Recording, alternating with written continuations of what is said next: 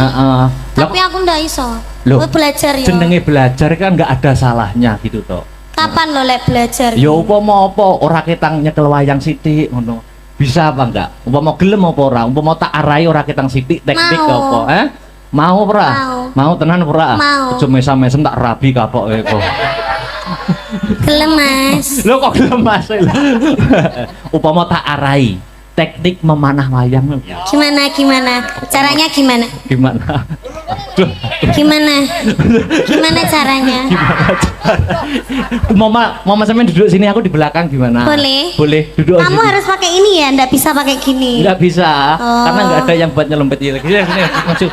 Oh sakit, aku minta apa ya ampun, sakit apa enggak? Piye? Sakit apa enggak? Duduk sana.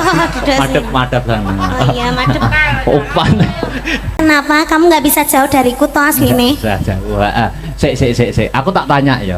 Kenapa? Saiki sampean kan termasuk seniwati multitalenta, gitu. Gitu. Panggung wayangan tuk kulon tuk etan lor kiduli mesti bintang tamunya dik niken. Sejaranan campur sari dan lain sebagainya, ya toh. Sampean apa ora pengen belajar ndalang ora ketang sithik-sithik ngono ta? Belajar ndalang. Ora ketang sithik-sithik. Pengen. Heeh. Tapi aku ndak iso. Loh, belajar ya. Jenenge belajar kan nggak ada salahnya gitu toh. Kapan lo lek belajar? Ya upama apa ora ketang nyekel wayang sithik ngono. Bisa apa enggak? Upama gelem apa ora? Upama tak arai ora ketang sithik teknik apa? Mau ora? Mau tenan ora? Mau. Aja mesam-mesem tak rabi kapok. Gelem Mas. Lho kok gelem Mas? Upama tak arai teknik memanah wayang. Gimana? Caranya gimana? Gimana caranya? Mama sampean duduk sini, aku di belakang gimana? Boleh duduk. Kamu harus pakai ini ya, ndak bisa pakai gini. Nggak bisa, karena nggak ada yang buat nyelempet lagi. Sini, maju. Maju. Mau sini, mau duduk sini. Aku mbok pangku. Ojo no. Oh sakit, aku minta apa ya ampun, sakit apa enggak? Piye? Sakit apa enggak? Duduk sana. Madep sana. Oh iya, madep. Opan. Iya loh. Wis barang wis sak nyamanmu. Ngene iki iman kuat, Imron sing ora kuat. Oh, namanya Imron. Kok jelek sekali. Besok tak ganti Dargombes. Ini Mama, ada wayang ini namanya tokoh Arjuna. Oh, Arjuna. Tak ajari teknik memanah. Oh, memanah itu gimana? Oh, memanah itu gini ya. Memanah ini gini. Ya toh? Iya. Ini gini dipegang. Dipegang. Lah ini ditarik. Seret. Panahnya ditarik, panahnya dilepaskan. Bus, aduh kena niken. Begini apa? Lah kena aku loh. Bisa apa enggak Jajal? Dipegang. Ini caranya megang gimana? Ditempelkan ke geber, kelir. Nah, ya toh? Ditempelkan ini tangannya dipegang di sini. Ya toh, di sini ya toh. Ini bokongnya agak diangkat bokongnya. Bokongnya wayang. Kok bokongnya kamu? Kalau bokongnya kamu jangan di sini ya. Ini tangannya ini gimana? Ini kalau silo nggak bisa ya? Nggak bisa. Oh, tak silak nih piye? Maksudnya ditata nih loh. Nah, ini dipegang sini. Ini tangan ini gimana ini? Itu betul. Ini dipegang gini ya. Dilepaskan. Panahnya yang dilepaskan. Lu jari Pak kena limbu gitu.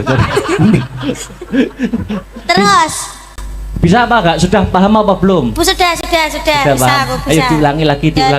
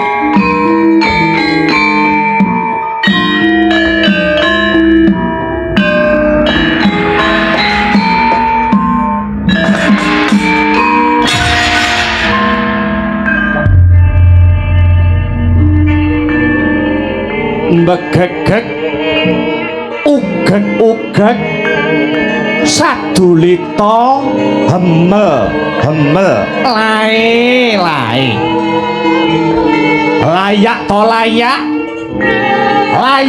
layak prenjake padha ganter jagone padha tarung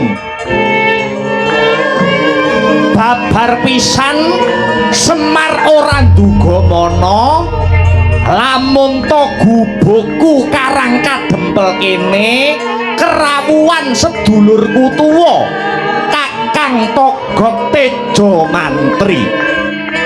Kakang Togog padha winantu Basuki anggonmu prapta ya Kang. Iya Semar, adikku Semar Badranaya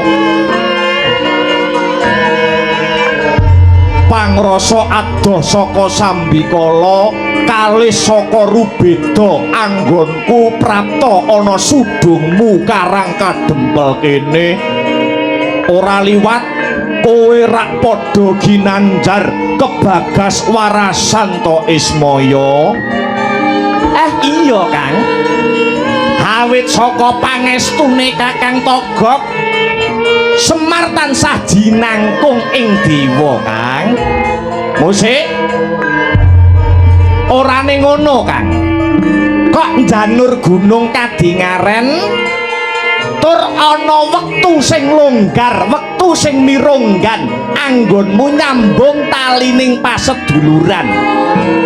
Ketitik Kakang Togog prapta ana ing sudungku karang kadempel kene yen mung tilik yen mung mertinjo tilik marang keselamatanku lan keselamatane anak-anakku syukur ewadene yen pancen ana wigati mara gage enggal wedarna kanthi tetela Kakang Togog. Semar, piye Kakang Togog? Kira-kira apa apike kira-kira jagat iki ndang kiamat ya Mar?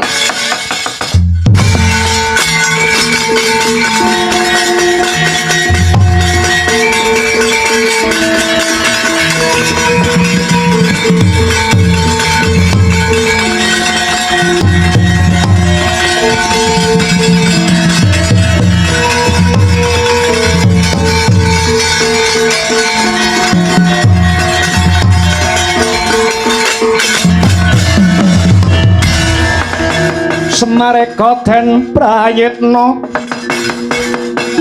semurere beka ambalik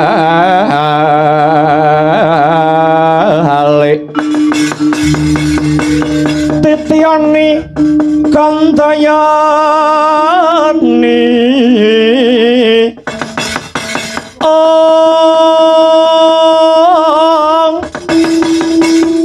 Trisanya pranama sasi gilar-gilar semedi ing tengahing latar milangono lintang bima sekti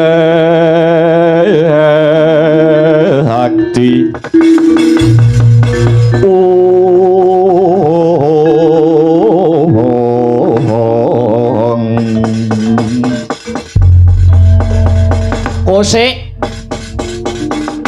Kakang Togog kok iso kandha sing kaya mengkono nganggo dasar apa nganggo wewaton apa Kang? Ngene yo Mar, apa merga kadaya jagate sing wis sepuh donyane sing wis padha rapuh kahanan saiki rumangsaku kok malih dadi panas. Kowe ngerti dhewe, Semar ngerti dhewe. Togog iki wiwit biyen nganti saiki gandrung karo tembung katentreman. Togog kuwi wiwit biyen nganti saiki gandrung karo tembung kerukunan. Ning nyatane nyatane kabeh panjangka gegayuhan lan panginto-into ora bisa mulus kaya apa sing ndak karepke. Kapara nyata lamun to tentrem kuwi ora langgeng. Kabukten ingkang kagelar ana negaraku tanah sabrang kono. Nanging tanah sabrang kuwi mau isih kelebu wilayah wewengkon negara Ngastina. Ya kuwi jenenge negaraku Negara Loji Tengara. Bosmu utawa ratumu jenenge sapa, Kang? Ratu Mblegedu, tak kira sak jagat ki ora ana sing ngungkuli ing reh kesugihane. Jenenge Prabu Jaya Sentika. Njur gandeng cenenge sambung rapete apa karo Semar? Terus terang bae yo, Mar. Aku meri karo kowe. Togok meri karo Semar. Sing ndok mereni mapan nggon ngendi, Kakang Togok? Ngene. Kowe momong para satriya Pandhawa. Kowe ngabdi marang para Pandhawa. Sing racake para Pandhawa yen to mbok tuturi, yen to mbok kandhani iki mung bangun miturut ketitik Pandhawa mono wiwit biyen nganti saiki tansah ngambah marga rahayu. Ning aku nelongso atiku, Mar. Bareng dapukku dadi abdi lan batur ana negaraku Loji Tengara kono. Aku ngelingke karo sesembahanku sing jenenge Prabu Jaya Santika. Aku ngelingke iki malah dipentelengi. Aku nuturi karo Jaya Sentika malah didoni raiku. Mongko sing jenenge pamong kaya aku kaya Semar iki duweni kewajiban sak putuhe tumrap apike sing dimong. Kuwi tanggung jawab sing gedhe, kuwi tanggung jawab sing ora enteng. Semar momong karo para Pandhawa kelakon dadi wong becik, ning aku momong karo Jaya Sentika lan warga ing negara Loji Tengara kabeh padha bubrah sing dadi pakartine mengkang saka pernataning agama jlewar saka paugeraning kautaman. Mongko uwong kuwi yen wis rampung anggone urip ning diparane to, Mar. Ora wurung wong kuwi kabeh rak ya bakale padha mati. Mongko sing jenenge wong mati kuwi sok bakal tanggung jawab sak utuhe piye anggone netepi darmane urip ana ing jagat padhang iki. Mongko Togok wis ora iso ngandani karo momonganku iki njur lelakon tek kaya ngene iki piye, Mar? Aku meri karo Semar, aku meri karo wadiku. Mbok jajal ijolan aku tak sing genti momong Pandhawa, kowe momong wong-wong sabrang kono, Mar.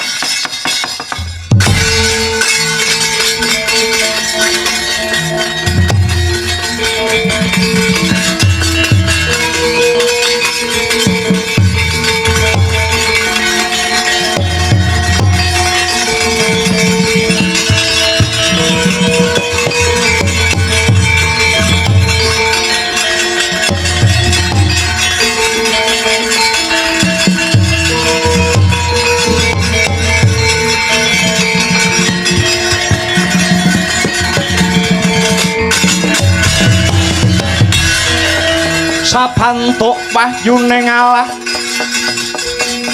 ya dumilah mangolah ilmu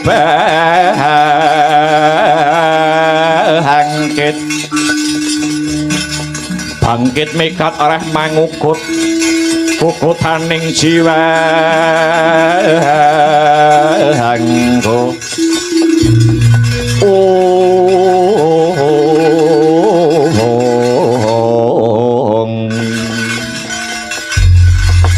Usik ratumu sing jenenge Jaya Santika ki pakartine piye to Kang? Wis tak kira lumahing bawana kurepe akasa ki ndek enek wong elek kaya bosku siji kuwi. Ya nadyan racake wit biyen sing tak mong ki wong elek-elek. Sing tak mong wiwit biyen nganti saiki ki wong jahat-jahat ning iki ngungkul-ngungkuli Mar.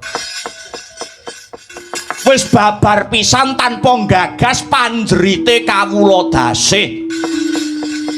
Ing atase para kawula iki nete-nete uripe bencana bumi banjir nekani kabeh do ngungsi golek urip. Lah kok kraton nggih papane ratu malah dibangunke anyar ngono kuwi piye jajal?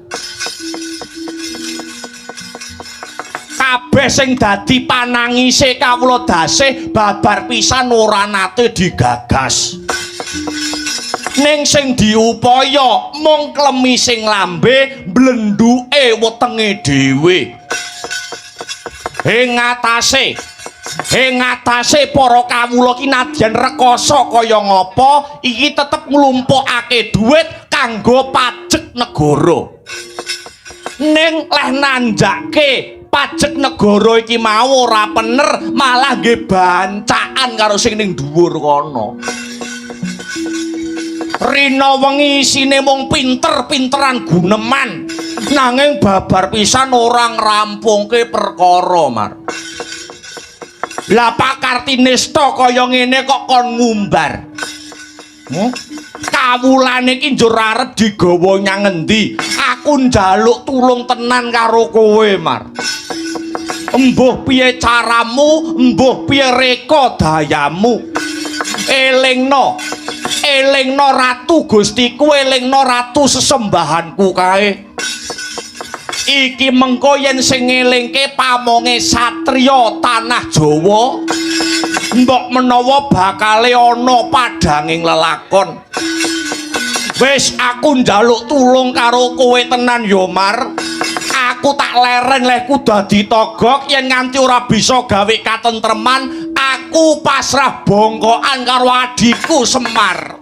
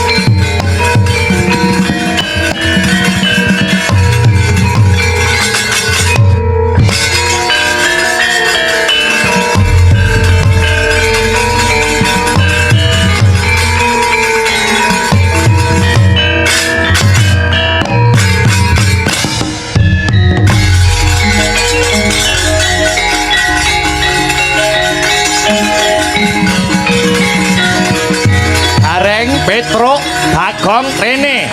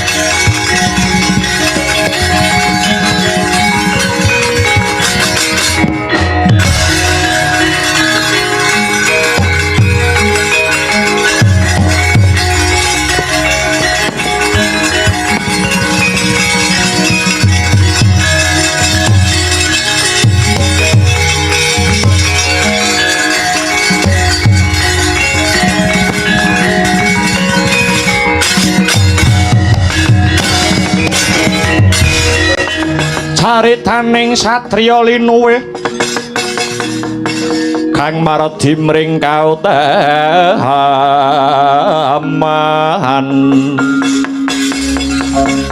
tan pegat mring pangestune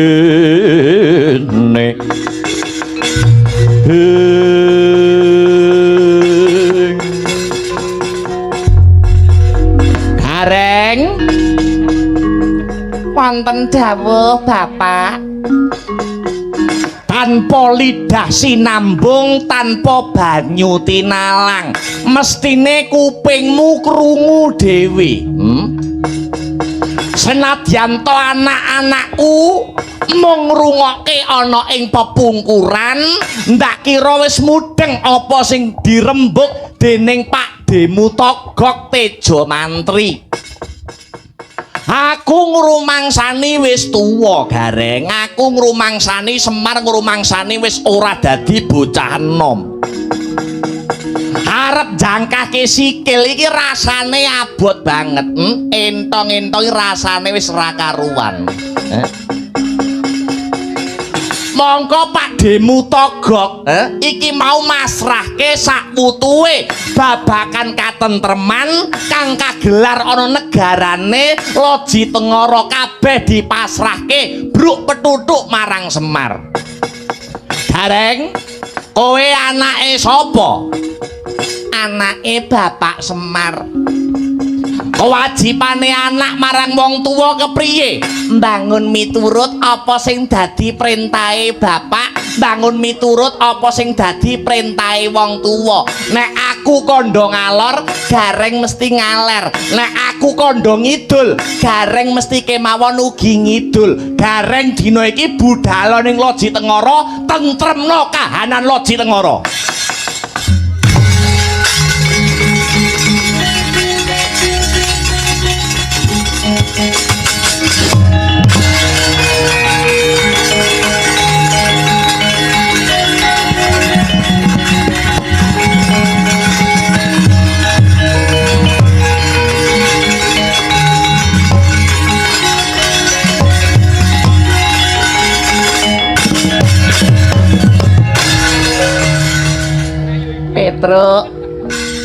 Petruk piye Mas Gareng? Kowe apaku le? Kok dadak takon genah adikmu. Kewajibane adik marang kakang apa, Truk? Adik kudu mbangun miturut ing perintahe kakange. Nek aku kandha ngalor, Petruk nggih badhe ngaler. Nek aku kandha ngidul, Petruk mesti ugi badhe ngidul. Budhal ning negara Loji Tengara tentremna kahanane le.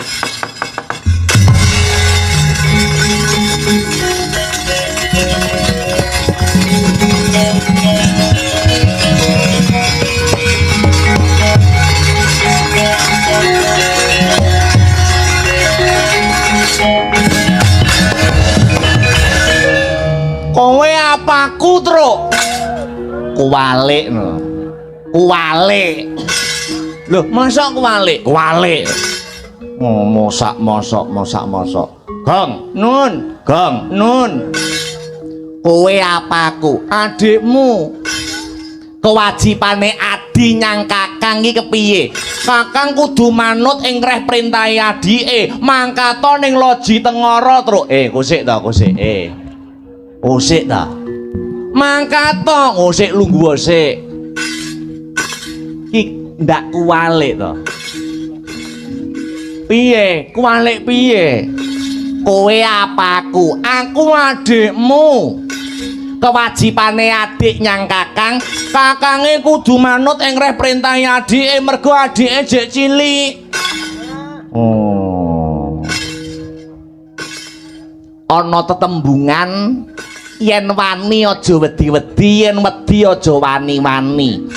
Yen pancen kowe moh mangkat, Petruk tak sing budal dhewe. Wedine kok nganti aku tekaning pati diajar disiksa karo wong-wong negara loji tengara. Aku wis sumpah, aku wis janji, aku wis prasetya sok nyawaku gentayangan arep ngedeni kowe. Ya ampun, ancamamu tek elek ngono. Lah kari kowe wani apa ora kok? Mangkat apa ora? Kowe mangkat ya monggo, ora ya monggo. Ana tetembungan Petruk karo Bagong ki senasib serumpun sepenanggungan. Ayo, adikmu ya genah ngono kok. Ya mangkat wong loro, Truk. Ya mangkat wong loro, mangkat. Abot enteng sangga wong loro. Ya. Mati siji, mati kabeh. Ya. Deh.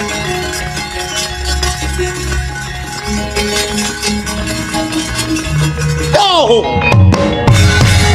Yo yo yo yo yo yo yo yo yo yo.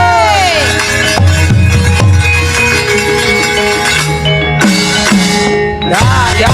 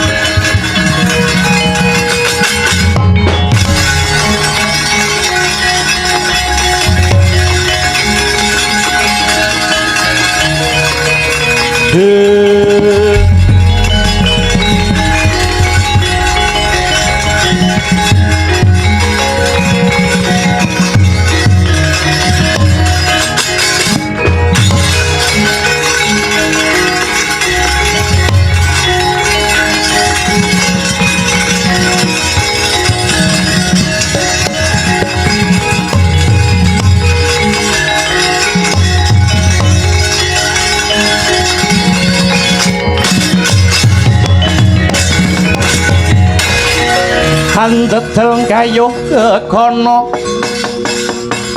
Parisang Ramandaya Patyana Yaksa Gung Cangkrama namane wil katak sini jejagi jroning wareh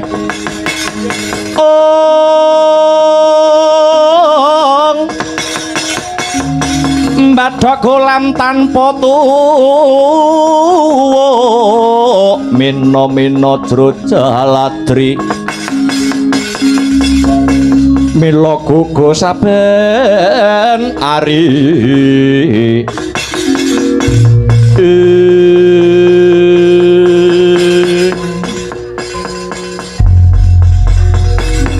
ora pangling sing dadi panduluku iki Pendhita Kendali Sada Begawan Anoman. Inggih Ki Petruk, kula ingkang mrepeki jengandika Ki Petruk. Anoman nak padha slamet to, Man? Inggih, awit pangestunipun Ki Bagong wilujeng nir ing Sambikala. Ana wigati apa, Man? Kok merepeki karo Petruk kantong bolong Nuwun pangapunten Ki Lurah. Bot-botipun nampi dawuh saking pepundhen kula Ki Badranaya. Kula nampi perintah supados anjampangi dumateng tindak jengandika Ki Lurah Petruk ingkang badhe prapteng loji Tengara. Njejekaken tembung adil, njejekaken tembung bebener. Pramila saking menika Ki Lurah sampun wasu melang ing penggalih. Kula ingkang badhe ngreksa dumateng kayuwanandika tuwin kayuwananipun Ki Lurah Bagong. Wah, matur suwun lho, Man. Syukur bage 1000 yen pancen kaya ngono senggana ning kowe aja ngarep apa-apa, Man. Merga niatku iki labuh sing kanthi tulus, tegese lelabuhan sing tanpa ngarep-arep bebungah apa-apa lho, Man. Inggih, babakan menika kula sampun mangertos Ki Lurah. Pancen sampun dadi niat kula ciptaning galih wiwit kuncung ngantos gelung. Urip kula menika badhe kula sramakaken kinarya nindakaken dharma tumrap katentremanipun bebrayan agung. Bagus yen pancen kaya mengkono. Ayo, yen pancen kaya mengkono digelak lakune prapteng negara loji Tengara, Man. Njejekake adil, njejekake bebener. Nganggo tekad sinatriya. Muga-muga negara loji Tengara enggal antuk suluh sulak pepadang. Sumangga kula dherekaken Ki Lurah.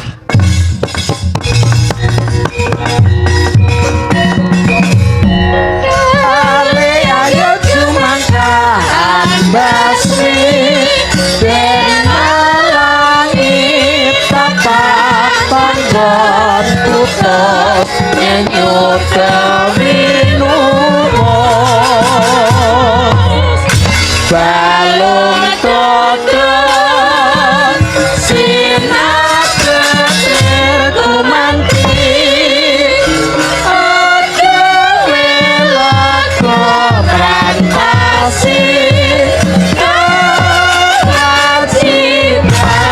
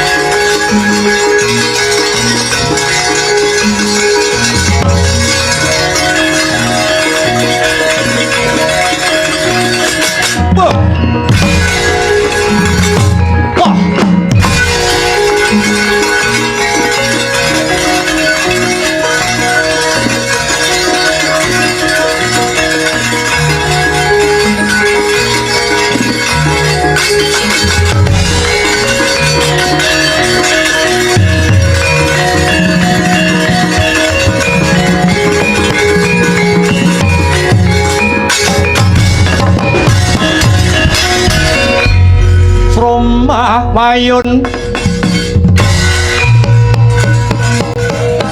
Sang Yaksendra Kura rupa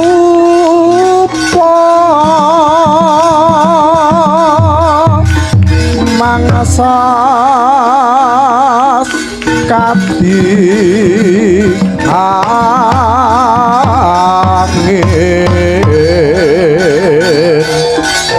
pangsampal kaprapal selo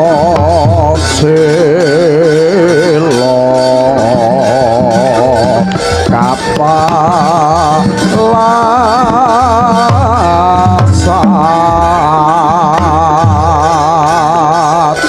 satu lumayu mangungsi kagiat kakudo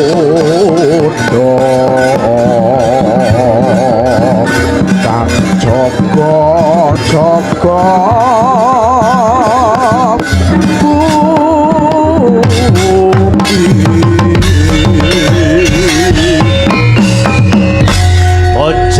bojleng iblis laknat padha jek-jekan. Yen ora sisip sing dadi panduluku iki ana wanara kusika seta tegese ana kethek sing rupane putih wani mlebu ana wilayah kraton Loji Tengara.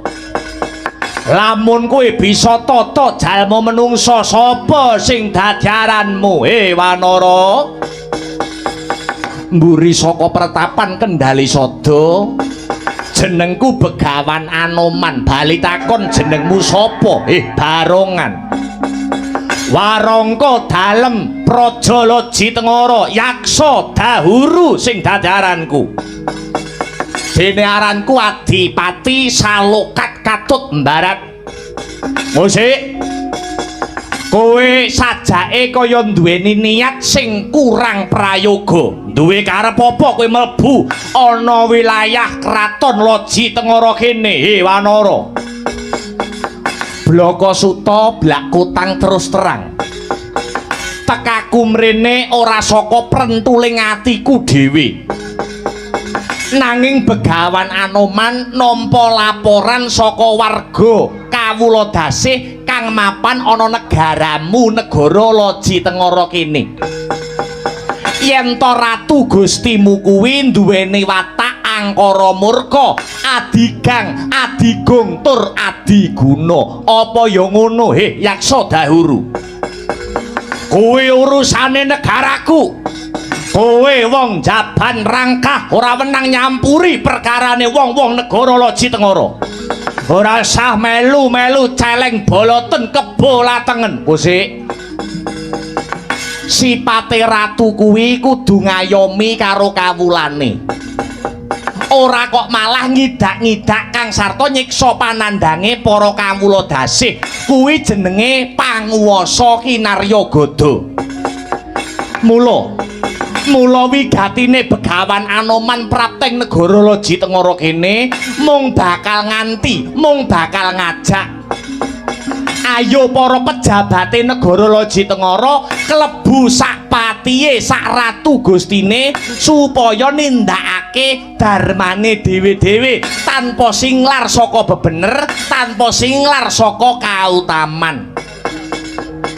Lamun tumindake ratu sak patihe lan kabeh para pejabate negara Loji Tengara ora gelem diowahi, ora gelem didandani, tetep beguguk kutha waton, tetep dak siya marang para kawula. Ora kok Begawan Anoman meden-medeni ki ora. Negaramu kene jagang ana sing jero, beteng ana sing kandel. Ora nganti setunggal dina Loji Tengara bakal rata padha bumi. Adipati Salokat Gatut Barat cekelen monyet elek siji iki.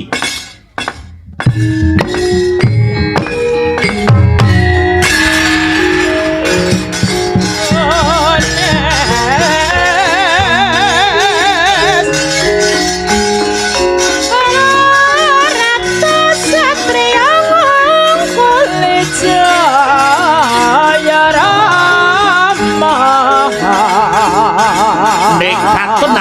man.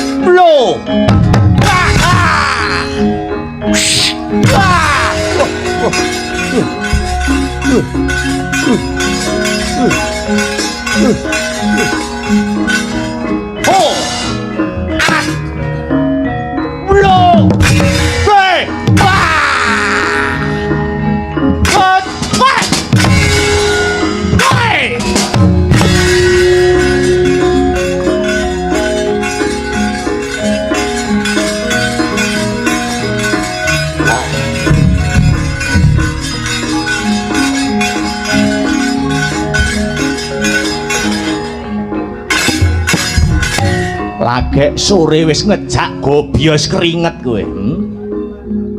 Bot-bote golek pasaran ning Gandri.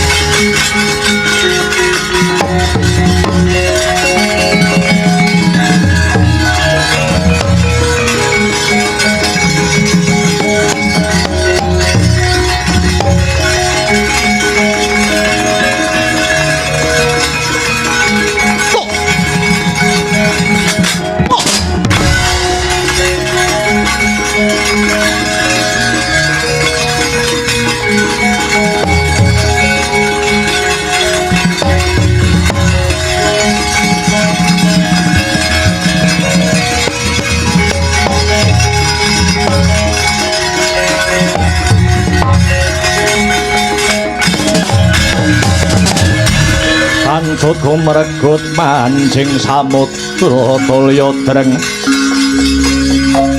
wiraganya legawa banyu sumaput ing wentis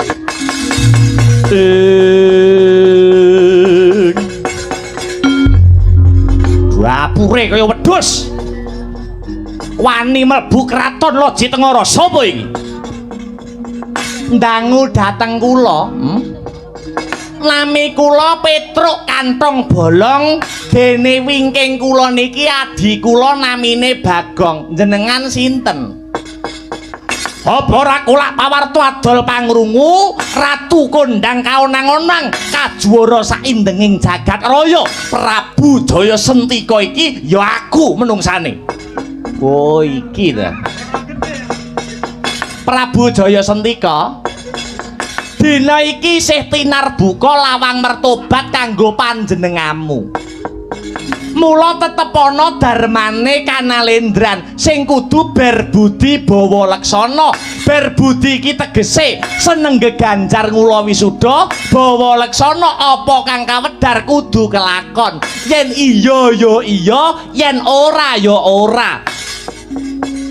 Wis kesuwen udakara 32 taun bangsamu dhewe mok idak-idak merga saka panguwasamu sing ngumbar marang tembung angkara murka. Mula dina iki Prabu Jaya Sentika, mula dina iki syukur yen kena tak elikke, ewa dene ora kena tak elikke. Detik iki uga kowe kudu lengser saka kursi kelungguhan Ratu Loji Tengara. Weh, lah dalak gibeng diengkleh-dengkleh ragamu kowe.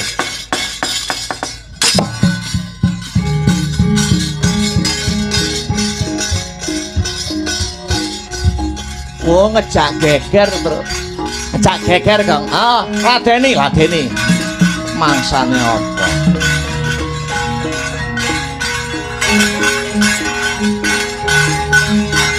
Yo senurik. Hei, wah, wes. Hei, wah, wah. Sundel Kang, oke. Mau biar gue.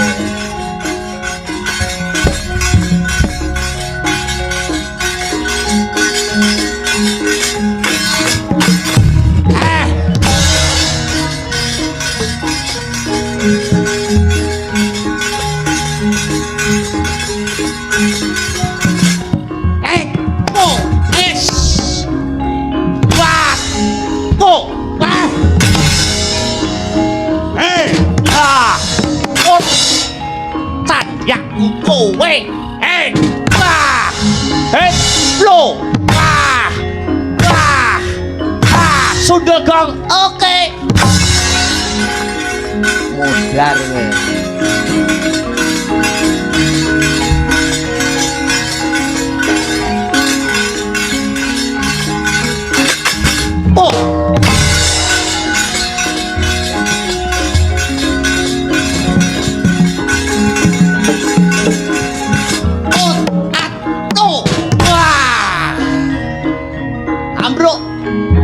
Ya.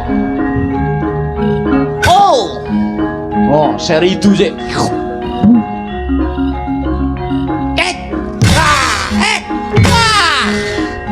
Loro ya.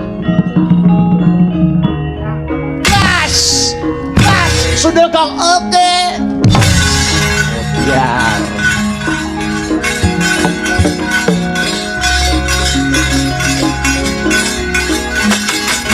Tuh. Nah.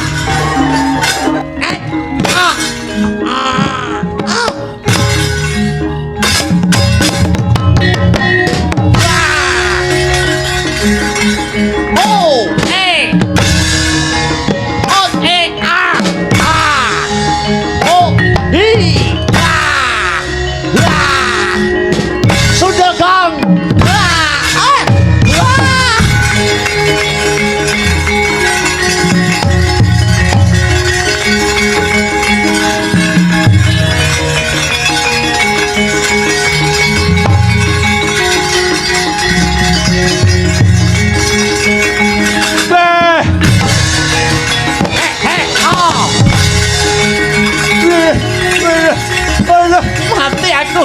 Yo. Aduh. Modar we. Wah. Wah, ayo. Aduh, mati aku sambat to we. Aduh. Aduh.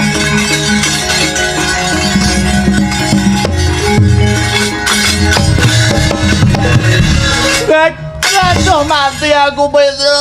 Aduh, mati aku mut. Biar ora tak tonyone kapok sambato kowe. Aduh, mati aku. Mati ayo sambato terus. Sambato terus nyok kurang marem. Ya.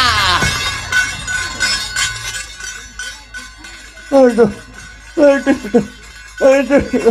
Aduh aku njaluk urip. Ki Petro. Ki Petro aku kapok Ki Petro. Ayo sambat. Nek ora dingin iki ratu elek pakartine, kelakuane elek, ora tau mulyake kawulane, rina wengi dolanan wedokanan. Ayo.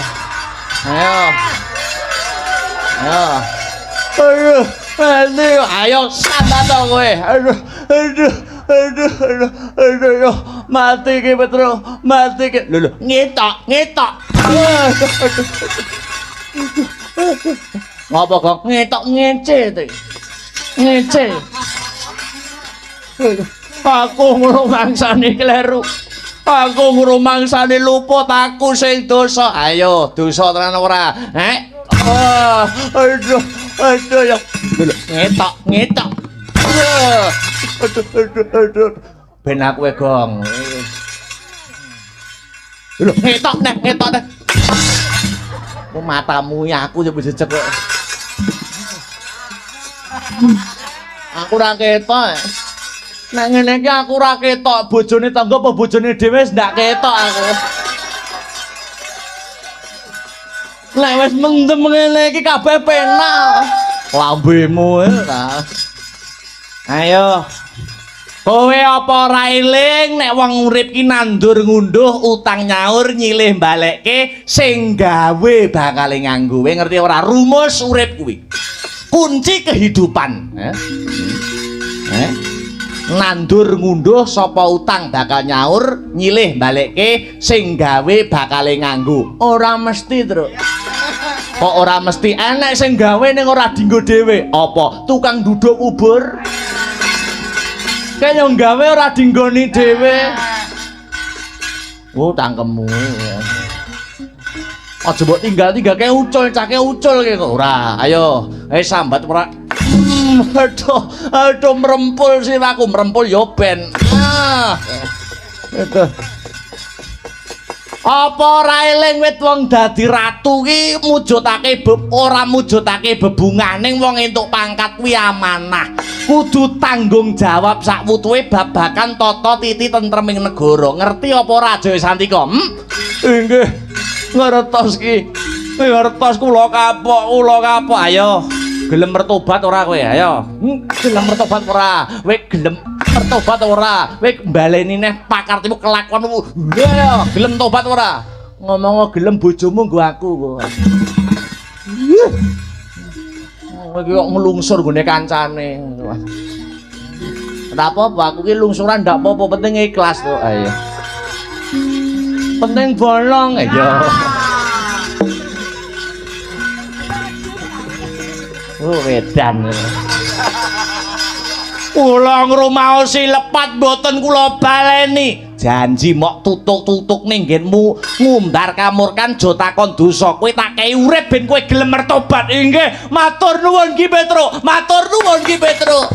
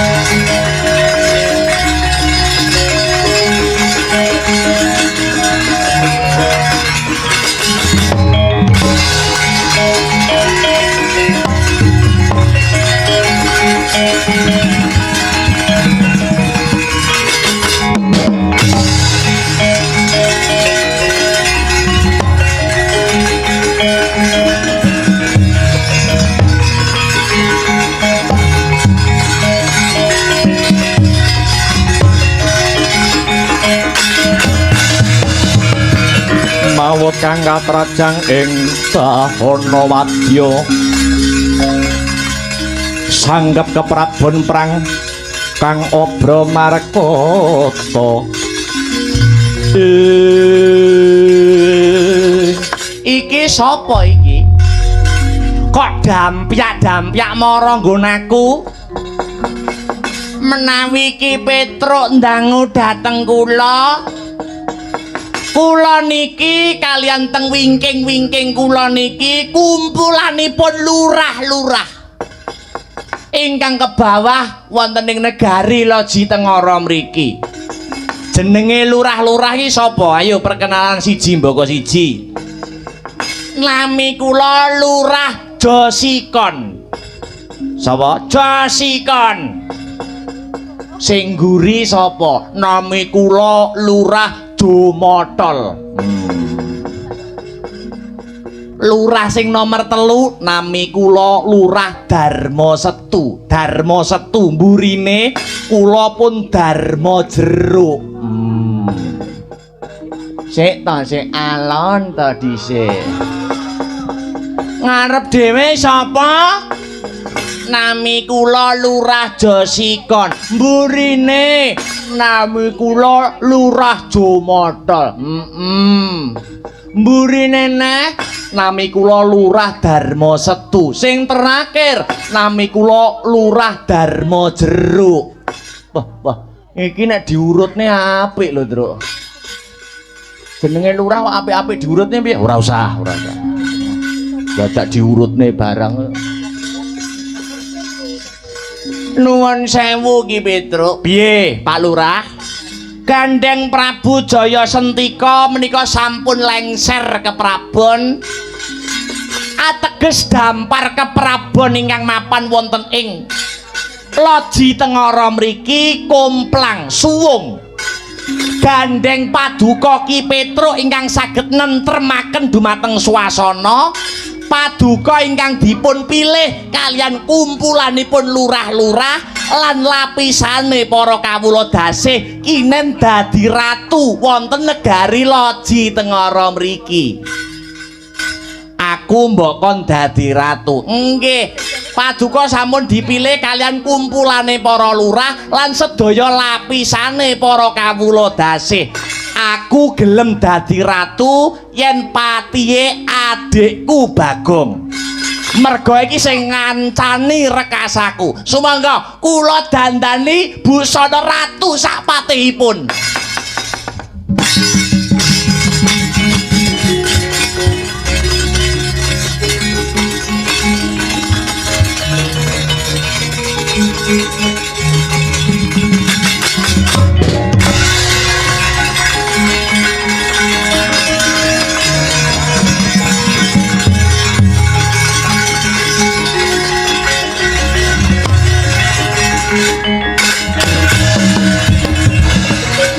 Taruna Hangutiya sanes karo mangka sagune dumati marsuti ing kawruh kang akeh gunane pisane semboten padenono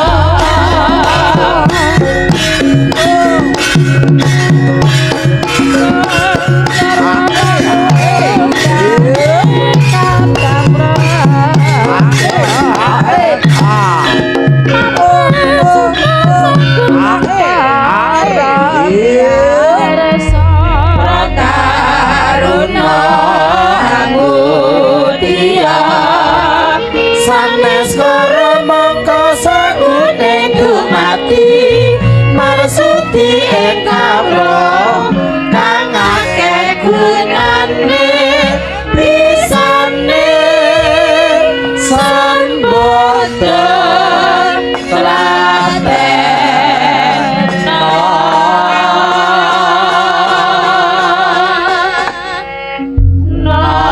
gandeng ana ing negara Loji Tengara kene sing dadi ratu wis ganti dudu Prabu Jayasentika maneh ning aku Petruk sing dadi ratu. Mula wiwit saiki lurah-lurah kudu manut perintah saka Petruk ya sing dadi ratu anyar iki. Nggih, perintahe napa?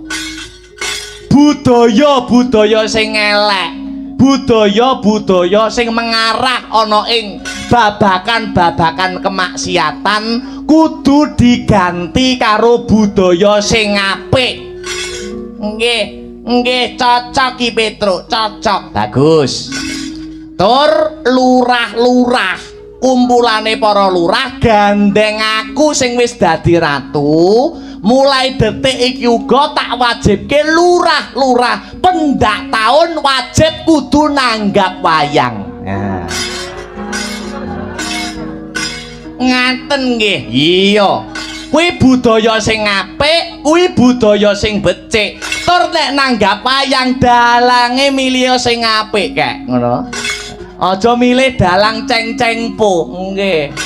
Milih dalang sing apik, dalang sing bagus, dalang sing isik Joko, dalang sing durung kambon wong wedok. Lah iki lho. Napa kek?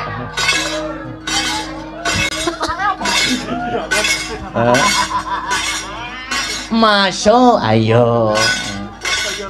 Nggih, sendika ngestaken dawuh Ki. Ya, aja sikon. Wonten dawuh lan kabeh para lurah, wonten dawuh, wonten dawuh, wonten dawuh. Kowe kabeh tak angkat derajatmu, nah. Saka lurah malih dadi sentana negara Loji Tengara kene. Aku duweni penjalukan. Kanthi Petruk dadi ratu ana negara Loji Tengara, negara kene dadi negara sing adil lan makmur, gemah ripah Lojinawi, Kertatata Turaharja. Ratu Loji Tengara jejuluke Prabu Tong Tong Sot Bel Geduel Beh, Patih Loji Tengara, Patih Bawor Sari.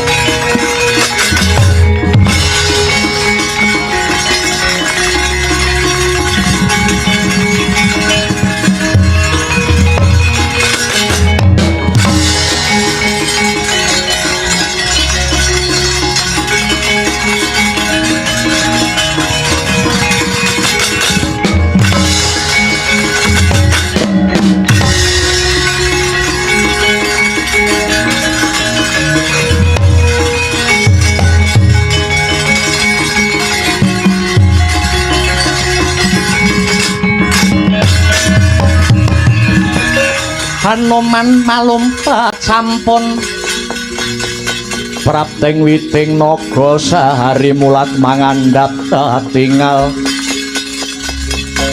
Wanudya Yugara Aking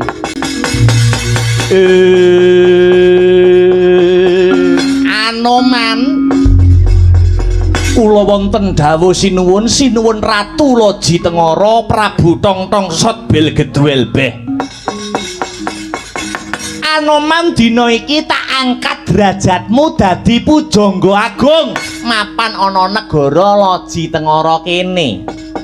Waduh, ngaturaken gunging panuwun sinuwun Prabu Tongtong Sot Bel Gedwel Beh dene sampun paring kapercayan dhateng kula pun senggono dipun angkat derajatipun dados pujangga agung mapan wonten ing Kraton Loji Tengara. Ya. Gandeng negara Loji Tengara kene iki maksih ke bawah perintah kelawan negara Ngastina. Anoman dina iki tak perintah tumujuwa ana negara Ngastina. Sowana Ratu Ngastina sing jenenge Prabu Duryudana. Aku kepengin ngelingke ratu sing jenenge Prabu Duryudana sing kaprah duweni watak angkara murka. Watake nista budine candala, sanggiten kanthi rungsit. Nganggo tembung kowe arepe nyilih dampar keprabon negara Ngastina. Mengko dheke Prabu Duryudana mesti mudeng yen ana ramene tak diadakane Ratu Ngastina si Duryudana.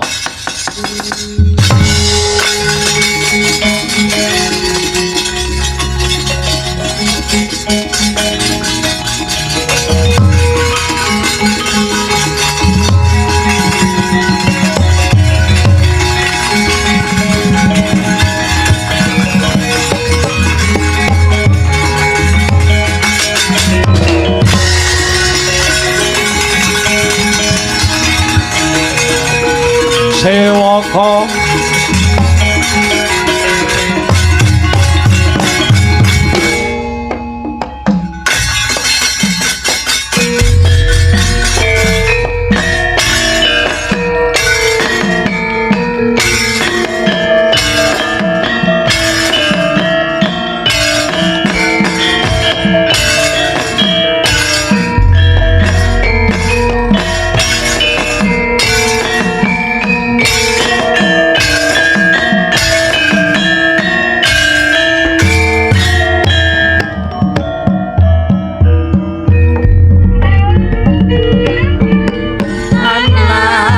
Sari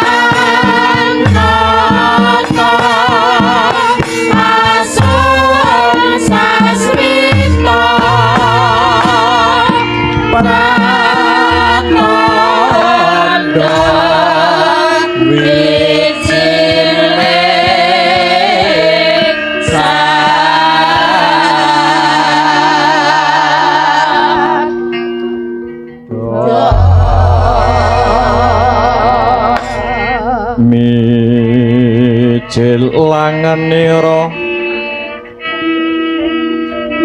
sang nar pati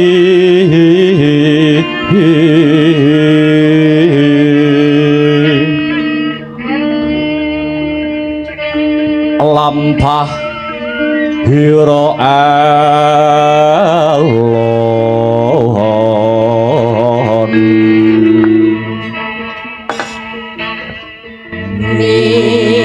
Cilangan pira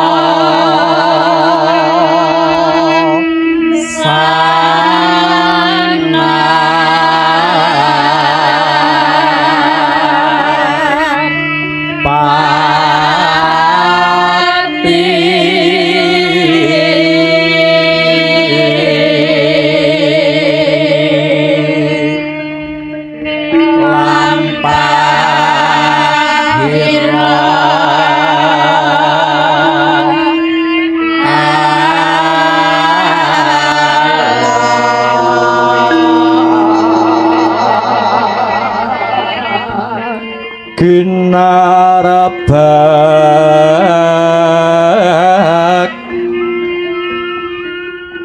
badaya yuwarna nira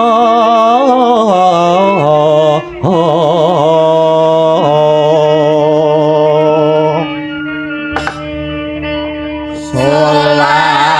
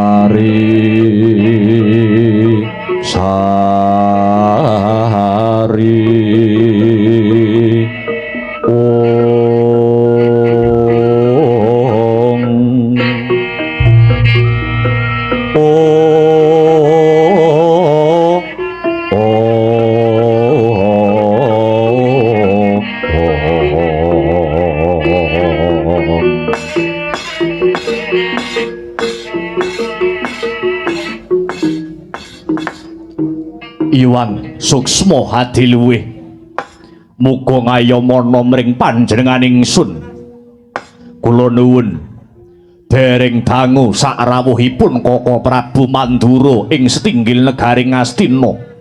Duh Koko Prabu, Kang Rayi Duryudana ngaturaken pasegahan panakrami mugi kunjuk sahandhap pepodo paduka Kanjeng Koko Prabu Balarama. Jagat Dewa Bathara pangestung para jagat Yayi. Dahat katedha kalingga murda tulus raharja kalis ing pangrencana praptanipun Kakang Mandura ing Stinggil Ngastina kalis ing Rubeda.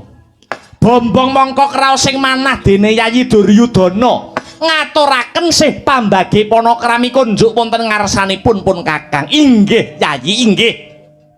Kula tampi mboten langkung puja pangestunipun pun Kakang tumanduka Yayi Prabu Duryudana. Sanget anggen kula nampi puja pangestu ingkang rumentah kula kalungaken jangga kapetekaken pranaja rumeketing Wardaya. Mugi amimbuhana bagya kayiwanan kula. Duh Koko Prabu, mboten langkung kula aturi lenggah kanthi prayogi. Semunipun sampun boten kirang sekeca anggenipun Kang Raka lelenggahan wonten sasana mriki Yayi. Sakrawuhipun anak angger Prabu Baladewa kula kang paman kepatihan pun sengkuni ngaturaken sumungkeming pangabekti mugi kunjuk nggih ngger anak Prabu Baladewa. Inggih paman sengkuni sampun kula tampi dawao sami-sami. Lole Sumono le sumorate bergandel omahe buntute omah joglo hawla. Men sewu ngger anak Prabu Baladewa, anak Prabu Balarama, ratu ing negari Mandura. Bapak Durna menika. Nggih. Sakrawuhipun anak Prabu Mandura wonten setinggil negari Ngastina, pun Bapak Sokalima ngaturaken salam taklim mugi kunjuk wonten anak angger Baladewa. Inggih Bapak Panembahan sampun kula tampi salam taklim ingkang rumentah.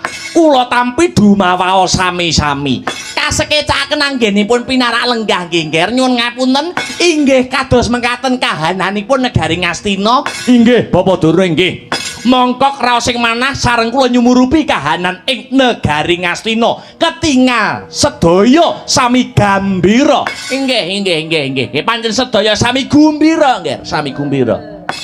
Kula tumut bungah, kula tumut seneng, kula tumut bahagia. Durna melu seneng rawuh paduka wonten setinggil negari Ngastina prasasat pukulun Bathara Brahma utawi Sang Bathara Budawaka ingkang hane Jawantah. Kasekecaken anggenipun pinarak lelenggahan nggih ngger. Nuwun inggih Bapak Panembahan.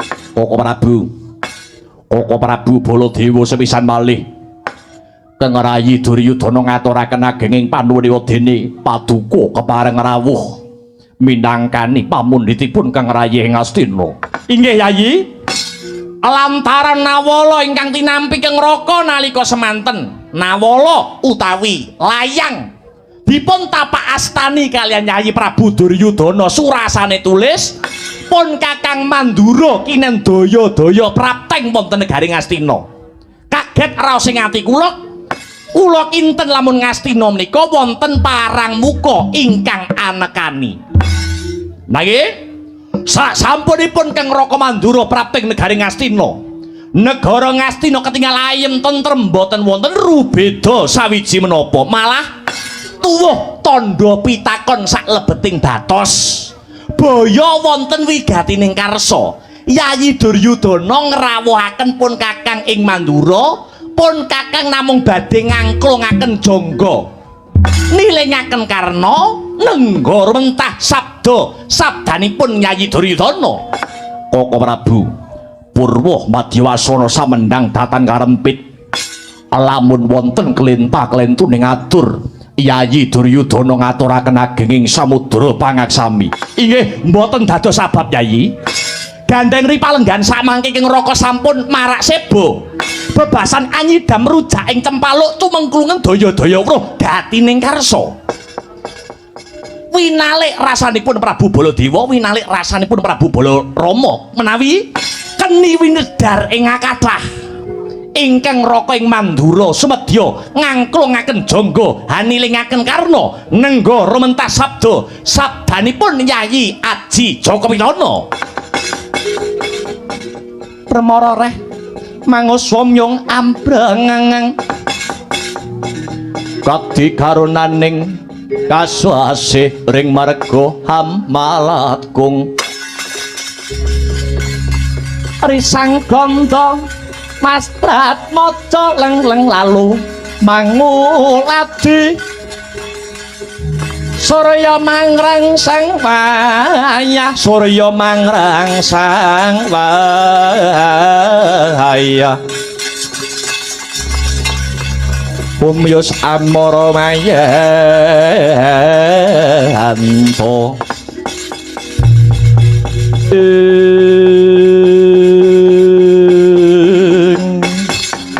Koko Prabu menawi wonten sisiping ngatur kula nyuwun lumunturing sih samudra pangaksami. Menapa to darunanipun dinten sakmangke sru panyuwun kula anggenipun kepingin amboyongi dhateng paduka Kanjeng Koko Prabu Mandura mapan wonten ing negari Ngastina mriki. Blaka suta blak kutang terus terang dinten sakmangke Kang Rayi Ngastina nembe ketaman ribet jibek judek manah kula saking gagasanipun Kang Rayi Ngastina namung paduka Njeng Koko Prabu Baladewa ingkang saged hangudari reruwet madangaken pepeteng ingkang dipun kersakaken Yayi Duryudana kados pundi Duh Koko Prabu wonten kalih perkawis wonten kalih babakan ingkang rinten dalu tansah anyrimpet anyandung penggalihipun Ratu Ngastina Prabu Duryudana wonten kalih babakan kalih perkawis ingkang rinten dalu tansah gumana musik wonten ing penggalih paduka Yayi Prabu Ngastina inggih lakar kados mekaten kalih babakan kala wau napa kemawon Yayi setunggal wonten ing negari sisih kidul wilayah Ngastina punika kalebet negara jajahanipun negari Ngastina maksih kalebet wilayah utawi wewengkonipun negari Ngastina punika wonten negara ingkang naminipun negara Loji Tengara lakar kasinggihan Duk rumuhun negari Loji Tengara menika ratu jajahan Ngastina naminipun Prabu Jaya Santika nanging sampun wonten Tri Candra menika utawi wonten 3 wulan menika Ratu Loji Tengara menika ganti sanes Prabu Jaya Santika nanging Ratu Anyaran jejulukipun Prabu Tong Sot Bil Geduel Beh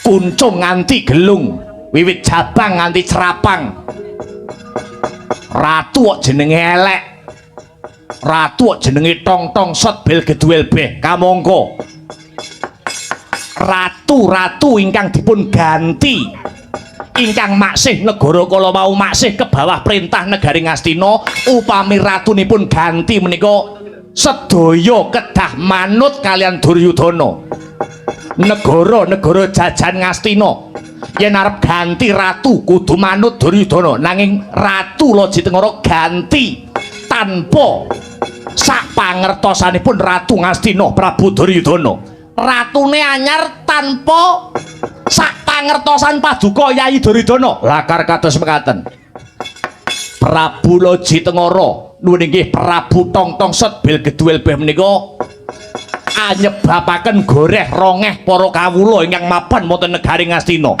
goreh rongehipun mapan wonten pundi kathah para kawula dasih kathah para bebrayan agung ingkang mangrutingal wis ora manut karo perintahe Prabu Duryudana sampun boten percaya sampun boten pitaya kalian menapa ingkang dados dawuh pangandikane Ratu Ngastina Prabu Duryudana nanging malih grembyang malih manut karo Ratu Loji Tengara kamangka Loji Tengara menika taksih kebawah perintah negara Ngastina akeh kawula Ngastina sing do deku ora nyembah Duryudana ning nyembah Prabu Tong Sot Bil Geduel Beh punika ingkang handadosaken nyerimpet nyandung sajroning penggalih kula Njeng Koko Prabu Pandura lajeng perkawis ingkang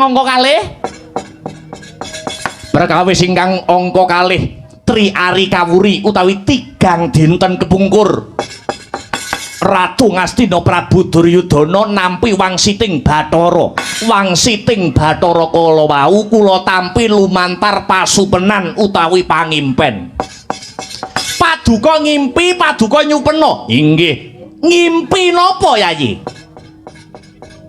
nek bagian sing ngeramal ngimpi iku Pendhita Durna menika cocok ngeramal ngimpi nggih kula gadah bukune 1001 arti mimpi kula gadah ngimpi napa anak Angger Duryudana ngimpi dirubung sendok napa ngimpi napa kula napa di ngimpi dicokot ula weling kula saged ngartekaken nggih kula ngimpi rumaos kula negara Ngastina menika ketrajang wujudipun banjir bandang anempuh wonten negara Ngastina anyebabaken tewasipun para kawula agung ingkang mapan wonten negari Ngastina. Gapura sak kembaran ingkang mapan wonten sanjabaning negara Ngastina rungkat rubuh anyebabaken negara Ngastina menika bedah inggih awit saking banjir bandang kala wau. Kinten-kinten pangimpen banjir bandang kala wau mengku werdi menapa mengku surasa menapa duh Jenggong Prabu. Kalih perkawis menika ingkang tansah gumana musik adamel ribet bebek jibek penggalihipun Ratu Ngastina setunggal Ratu Anyaran Prabu Tongtongsot Belgedwelbeh angka kalih Duryudana ngimpi nuwun inggih menika Ngastina ketaman banjir bandang. Kula aturi paduka kula suwuni dawuh nggih kalih perkawis kala wau ingkang anyebabaken Duryudana kepingin ngrawuhaken paduka Jengkaka Prabu Mandura dumugi wonten kraton negari Ngastina mriki.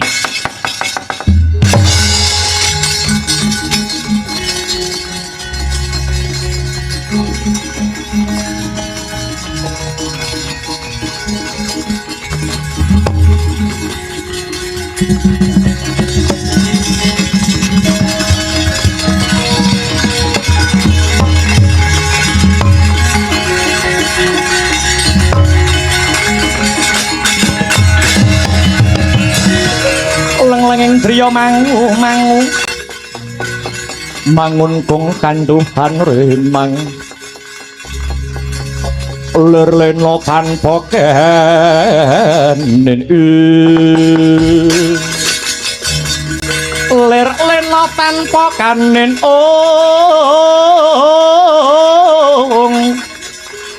yen tampulusa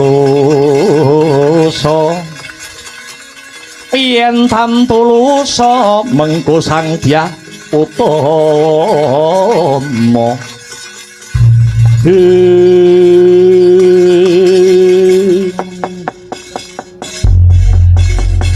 Yayi Duryudana kula wonten dawuh kula kok sumelang to Yayi. Adat saben nggih adat saben uwong kok ngimpi negarane kena banjir bandang menika meratelaken negara kala wau badhe katekan wujudipun bebaya utawi rubeda. Negara ngimpi kok negarane ketrajang wujudipun banjir bandang. Menika adat saben negara kala wau badhe katekan bebaya, badhe katekan wujudipun pagebluk. Kula tarik benang merahipun, kula tarik benang abritipun. Sesarengan kalian Yayi Duryudana ingkang nyupena wujudipun banjir bandang. Lah kok ana Ratu Anyaran jenenge Tongtongsot Belgedwelbeh. Kula kok wasumelang Ratu Anyaran sing jenenge Tongtongsot Belgedwelbeh menika kagungan niat sing boten becik. Nyuwun sewu saged ugi lho nggih kula gotak gathukaken. Mergo Baladewa nek ngartekne ngimpi mung ilmu biyen, ilmu titen. Cara wong biyen, wong Jawa biyen ngarani Gatoloco. Gatoloco. Saged ugi Ratu Anyaran sing jenenge Prabu Tongtongsot Belgedwelbeh menika melek kawibawan paduka, melek kamukten paduka keprabon negari Ngastina mriki ingkang atos-atos Yayi.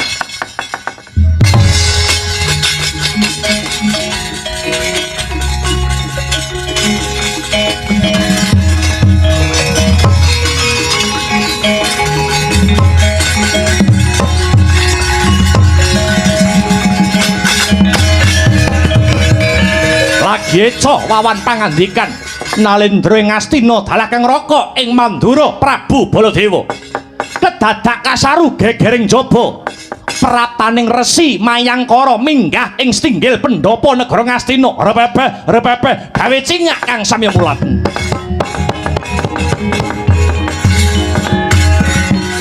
Pandita Akarya wangsit bendha kumbang ajab ing tawang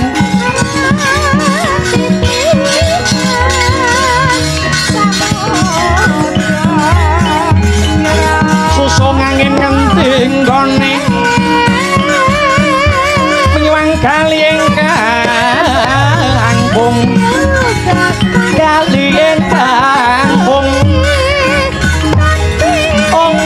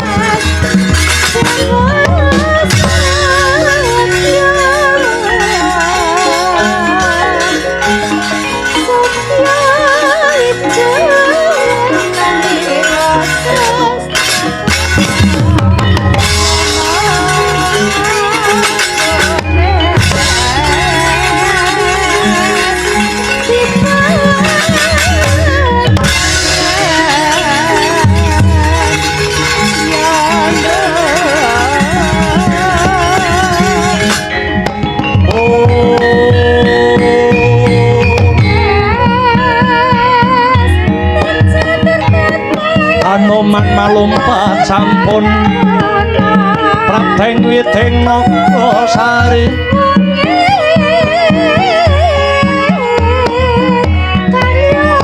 mulat mangandhap tinggal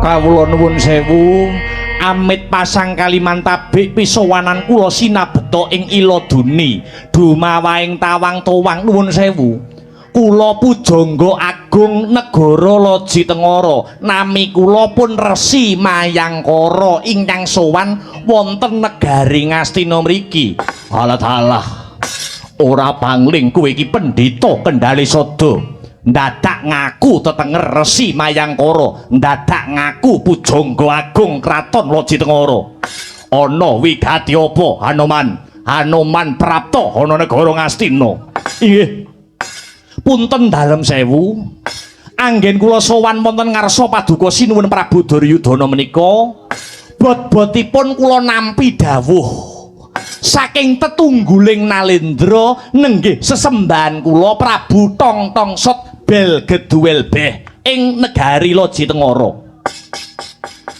Sak sampunipun Sang Prabu Tongtongsot menika kawisuda jumeneng Nalendra mapan wonten ing negari Loji Tengara, Prabu Tongtongsot badhe nyuwun paseksen. Paseksene apa? Resi Mayangkara. Dinten sakmangke Prabu Tongtongsot Bel Geduwel Beh ingkang sampun kawisuda jumeneng ratu mapan wonten ing negara Loji Tengara nyuwun paseksen wujudipun dampar keprabuan negara Ngastina. Pramila sinuwun Duryudana sowan kula mapan ing pendhapi agung negari Ngastina mriki kalilan dinten sakmangke kula nyuwun ampilan Anoman utawi Resi Mayangkara nyuwun silihan wujudipun dampar keprabuan negara Ngastina. Edan kowe Anoman.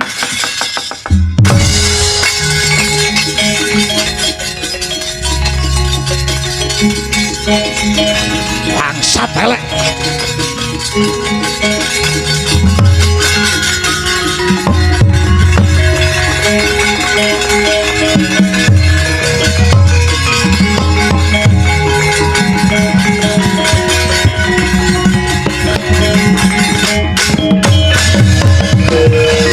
Prodamon tabler kinatap duka yayasine pijojo bang malingo mengis kumejot padoning latine trandit pundara andir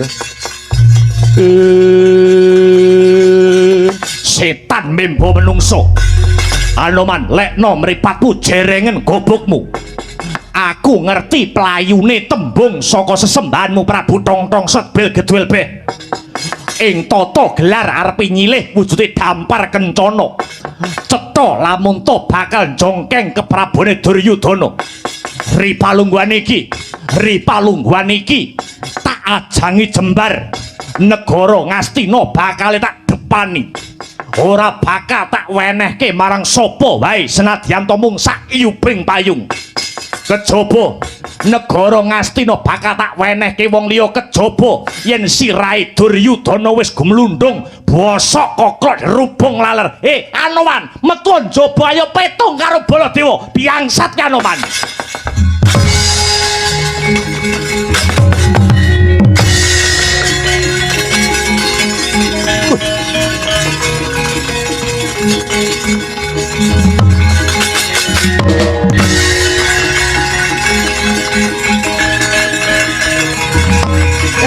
Tidak geger iki.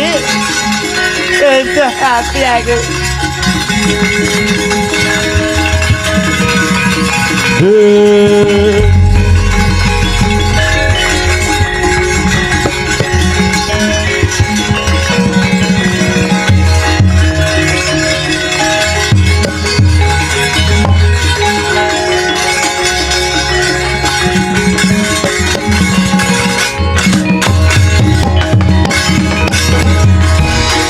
Diatur-tur miturut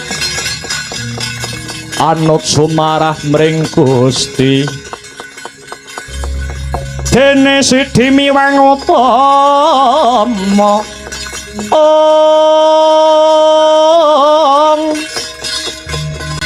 panindak ing praja ngadil bejo dadi bandara Rina repan mring pro api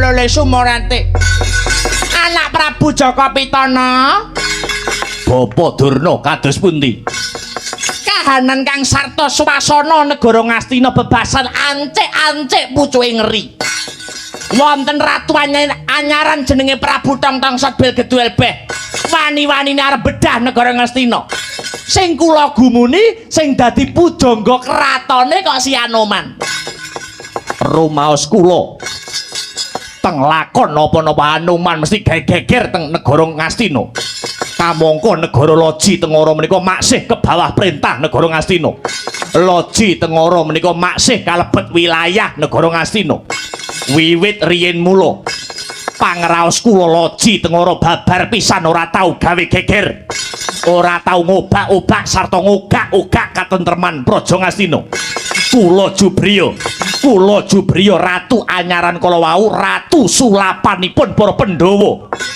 ing pamrih kinen ngogreh-ogreh kawibawan negara Ngastina Paman Patih Harya Sengkuni Paman kula wonten dawuh tinimbalan anak Angger Duryudana ampun negake Koko Prabu Baladewa sampeyan kanthi para Kurawa mbok menawi niki mengke wonten bobol barating lelakon mbok menawi niki mengke Loji Tengara badhe merang kampuh jingga ngrabasing negara Ngastina Kurawa kudu gelem tumandang gawe nak ngestaken dawuh karo Damarma kula wonten dawuh tinimbalan duh Koko Prabu muga antuk pengasih saka Gusti Kang Maha Asih Bubarno kang padha gantung sebo tumuli panjenengan ingsun harsa kundur hanggedaton prawaca dawuh pangandika Paduka Koko Prabu kalilan Kartomarma Hamid Hamad Alawasilan sabet biar katalika wau paripurna dawuh pangandikane Sang Buminata Gya Jengkar saking dampar denta arsa kundur hanggedaton bawane Sang Nalendragung ing Astina wis tanggap ing sasmita